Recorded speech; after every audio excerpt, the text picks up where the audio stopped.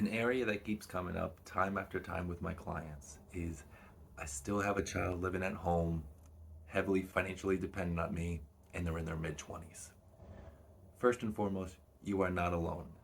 This has come up a lot. There's a very big percentage of the American population that are in their 20s or early 30s and still living at home. Now, I recognize the need that we have to start a financial transition. It doesn't have to be all at once. Today, I'm going to list out a few things that you could do to help move that process along. Now, first and foremost, I do want to acknowledge this is one of the toughest times in history to try and build wealth. Imagine if you were in your 20s and 30s and you just got a job and you're doing okay and you try to squirrel some money away, maybe buy a house. Well, we're dealing with house prices at all-time high, mortgage rates, we haven't seen this high in 15, 20 years.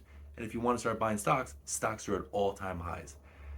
Not to mention, food and gas prices have gone through the roof in the last few years. So this is an extremely hard time to build that family foundation, to buy that first home. So this is a tough time. Now, in saying that, here are a few things that I think can help that process of making them financially independent. One is the garden variety bills. You have your phone bill, your electric bill, your insurance, your car payments, your car insurance. Slowly but surely, maybe move one or two of these bills over to that adult child. This way they can just start getting into the habit of, oh crap, I got bills to pay, and slowly realizing that this is going to become a bigger and bigger part of their life.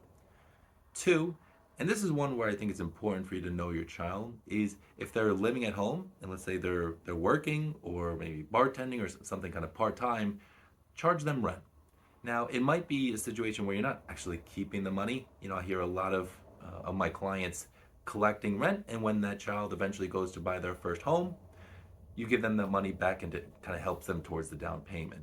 But try and get away with just freeloading and not realizing that cost that is impacting your family.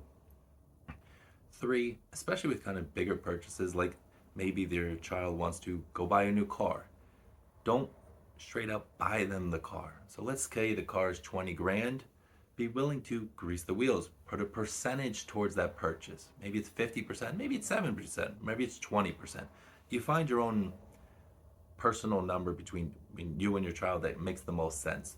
But try and get away with, oh, mommy or daddy just gonna flat out buy it.